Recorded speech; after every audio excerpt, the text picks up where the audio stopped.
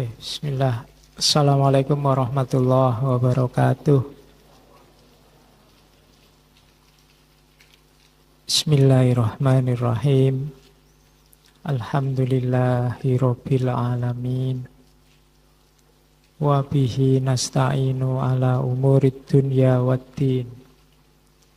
Allahumma sholli wa sallim wa barik ala habibina wa syafi'ina Sayyidina wa maulana Muhammadin wa ala alihi wa ashabihi wa man tabi'ahum bi ihsanin ila yaumiddin.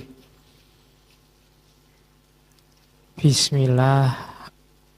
Mari kita lanjutkan ngaji filsafat kita. Materi tentang hikmah, wisdom. Ini materi yang sering sekali saya ditanya, belajar filsafat itu gunanya apa? Ada enggak sih filsafat itu dalam Islam dan seterusnya? Yang menyambungkan filsafat dengan agama, dengan kita, dengan Islam itu ya ada di keywordnya, ada di wisdom, ada di hikmah. Kita ngomong sedikit-sedikit saja nanti tentang wisdom apa, paling tidak kita dapat gambaran selama ini apa sih yang dimaksud hikmah yang diomongkan oleh para filosof sejak kelahirannya di Yunani. Filsafat itu kan dikenal sebagai love of wisdom, cinta kebijaksanaan. Cuma kita jarang menggali apa itu kebijaksanaan. Maka malam ini kita coba ngomong tentang wisdom. Dan singkat mungkin tidak panjang-panjang. Karena ini ngaji yang penting kita dapat barokah dan pahalanya cari ilmu. Setelah itu kita istirahat biar tidak capek. Oke, bismillah ya. Langsung saja. Wisdom itu, kalau pakai istilahnya orang Buddha, berpikir yang benar dan bertindak yang benar. Itu orang bijaksana. Jadi kemampuan berpikir dan mencari ilmu sekaligus mampu menjalankan ilmunya. Itu wisdom. Jadi ability to think and act using knowledge, experience, understanding, common sense, and insight. Semua yang kita ngaji dari pertemuan awal sampai pertemuan akhir 2 minggu yang lalu, itu akan melahirkan kebijaksanaan kalau dia jadi rumus praksis hidup kita menuju yang baik.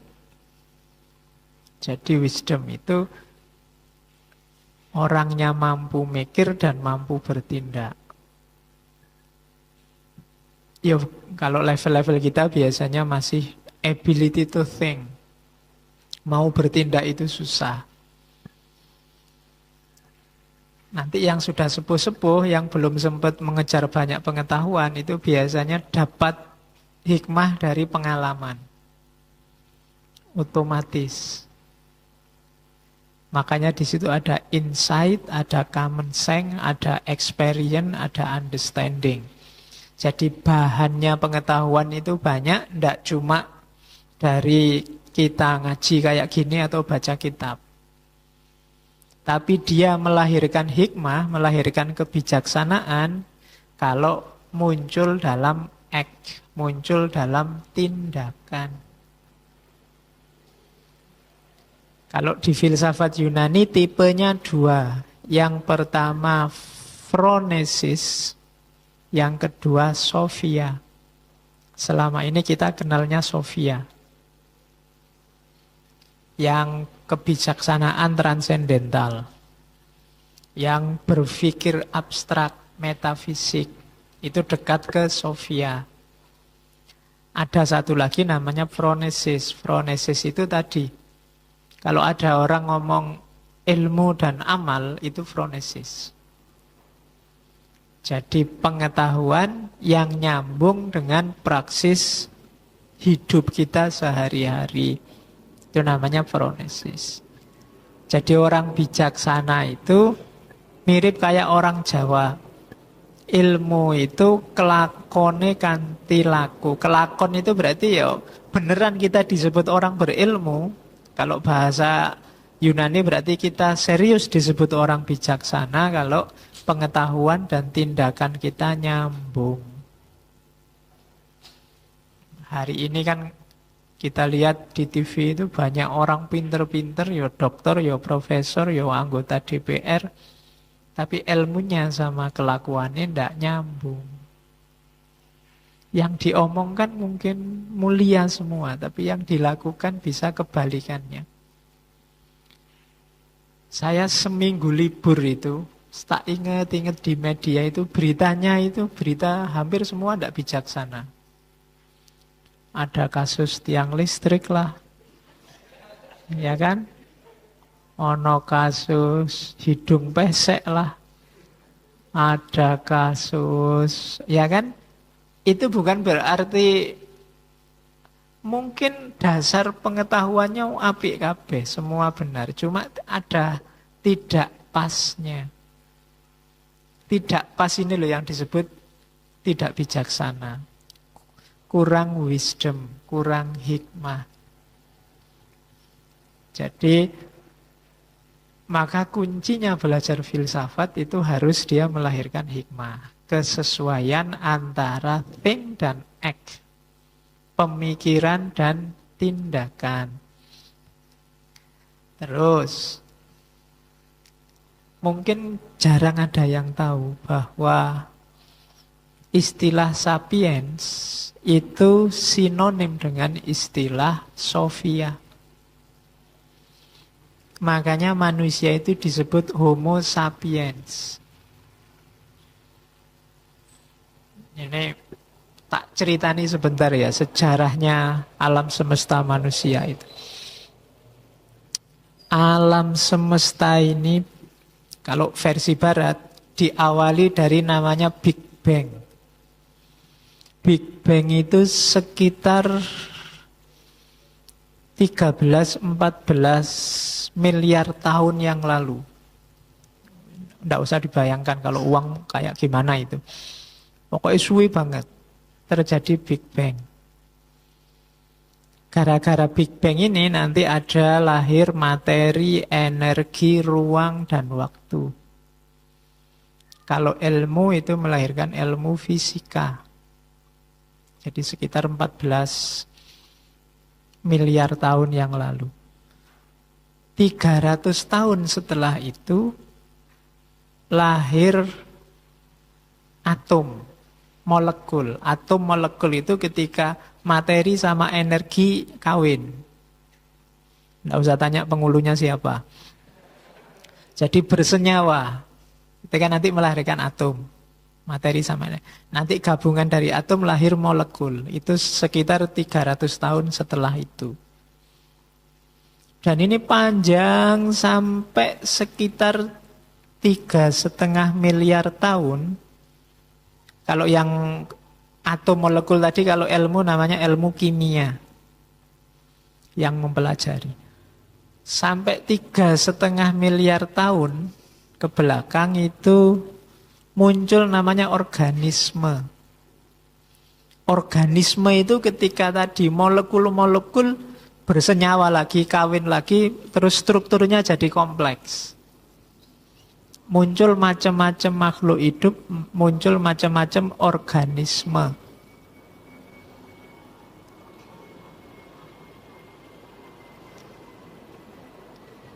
Ya.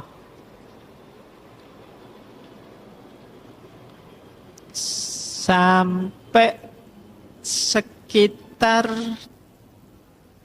700.000 tahun yang lalu muncul organisme yang sampai hari ini kita kenal sebagai manusia. Kemudian 100.000 tahun yang lalu, dari 6 spesies manusia ini yang survive satu spesies, ya kita hari ini. Dan kita juga mengalami beberapa revolusi. Jadi 100.000 tahun yang lalu itu revolusi kognitif namanya. Lahir manusia yang namanya Homo sapiens. Terus 70.000 tahun kemudian, 12.000 tahun yang lalu ada revolusi pertanian.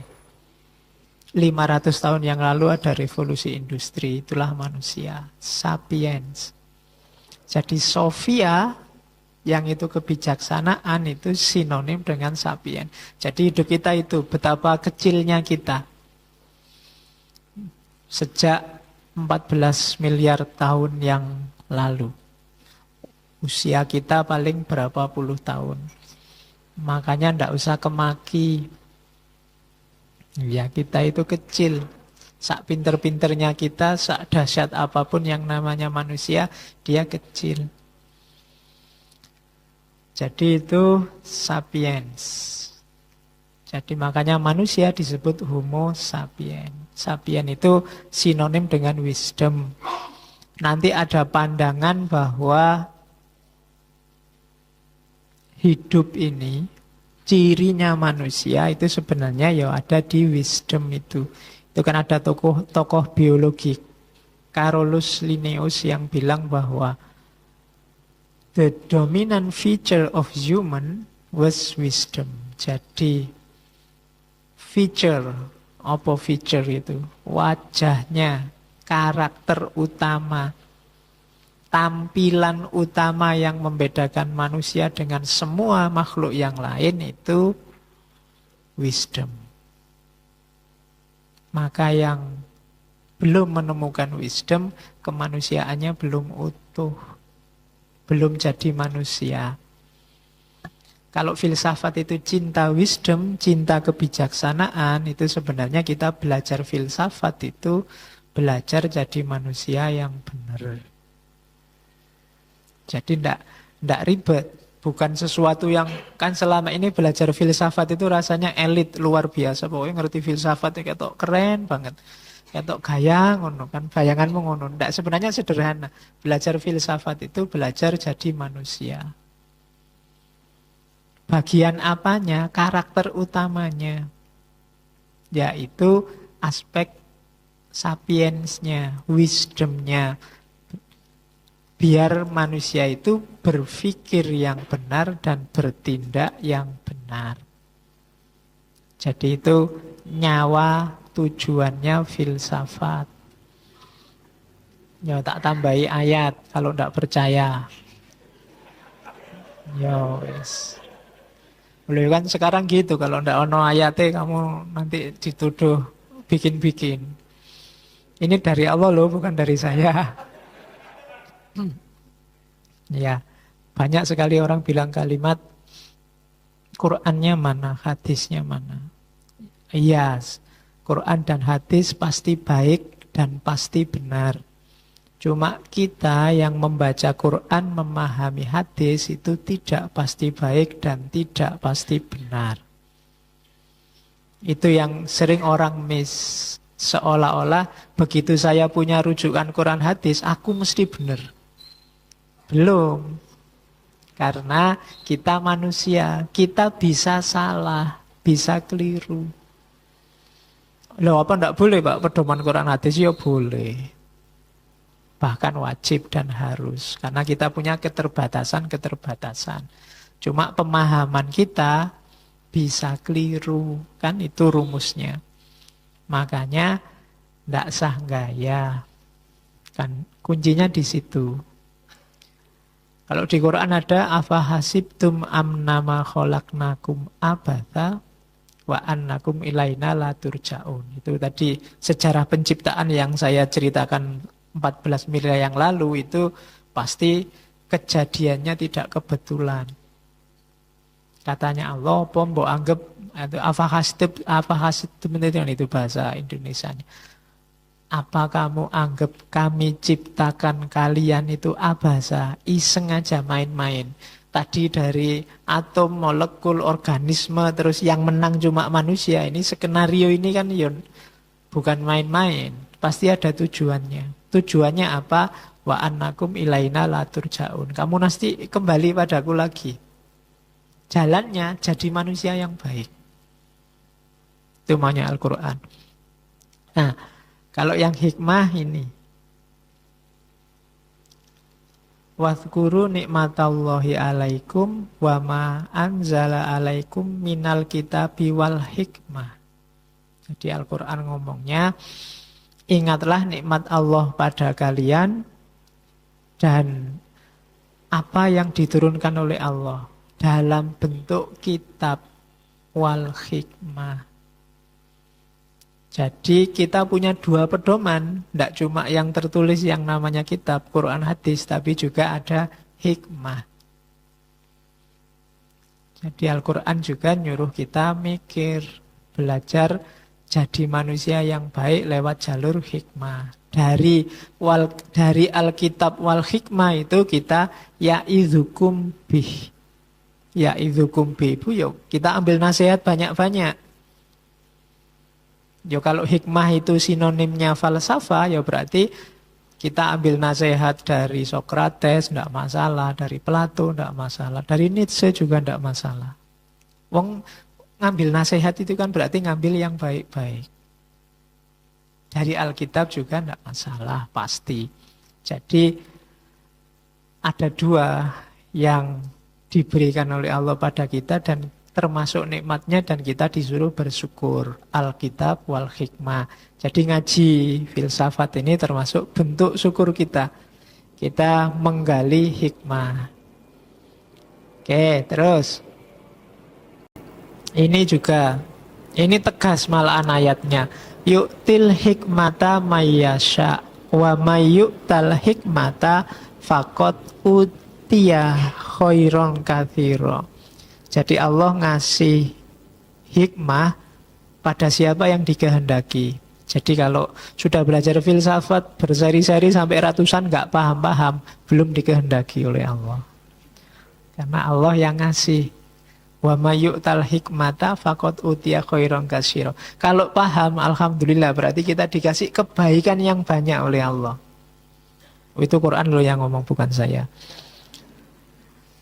Jadi paham filsafat berarti ketemu hikmah, kita diberi kebaikan yang banyak. Cuma wa ma yadzakkaru illa ulul albab. Dan tidak termasuk orang yang ingat, orang yang sadar akal hal ini kecuali ulul albab. Ini lebih dalam lagi karena ulul albab itu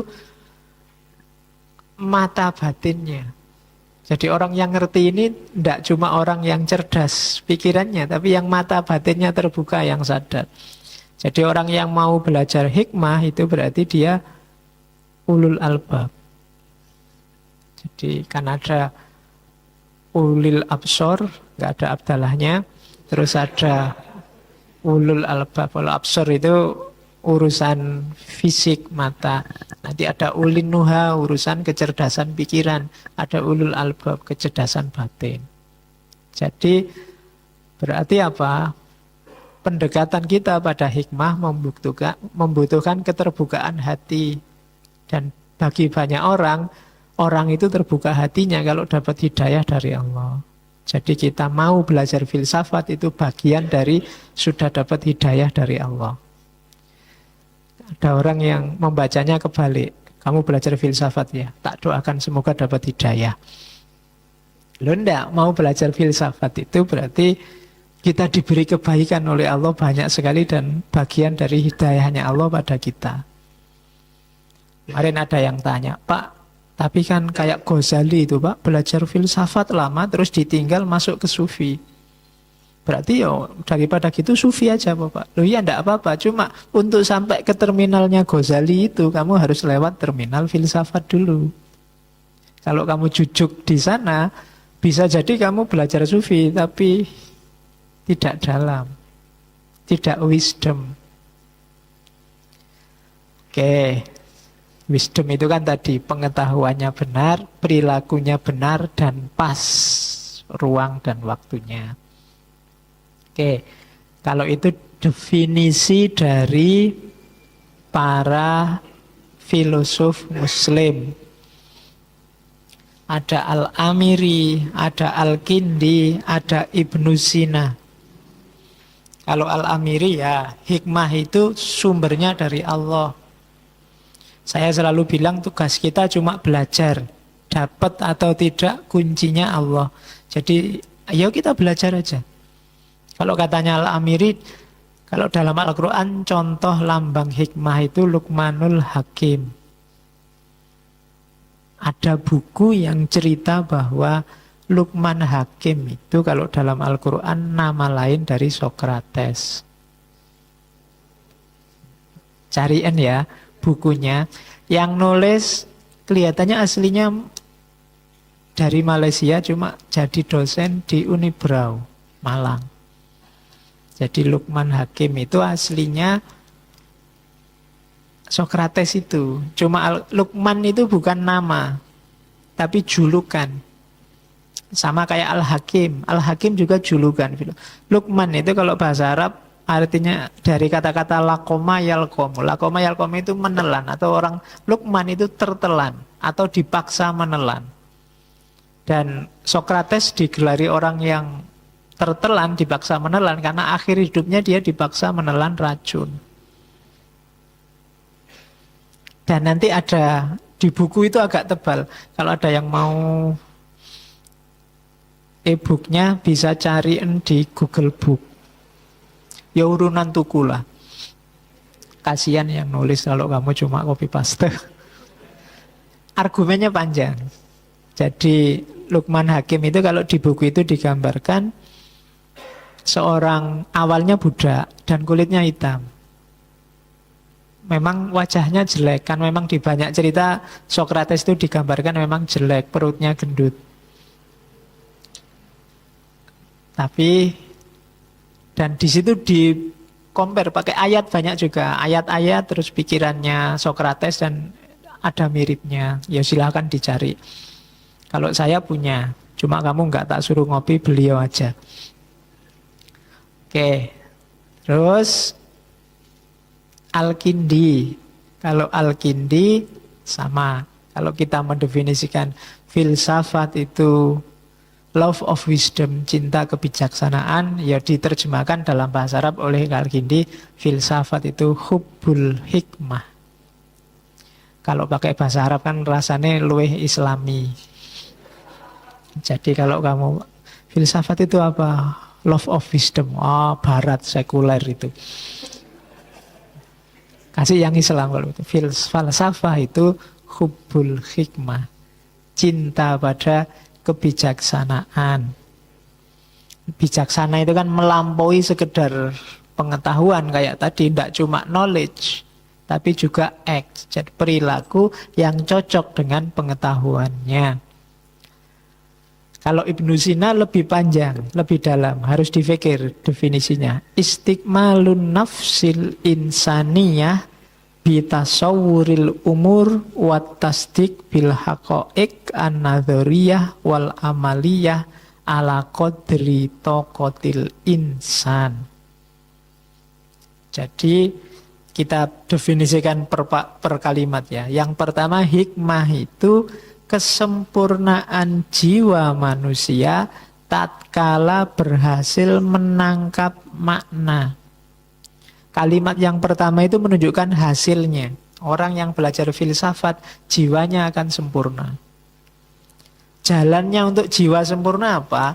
Menangkap makna segala sesuatu, kemudian menyatakan kebenaran, pakai lisannya, dan melakukan yang dia katakan sesuai kemampuan.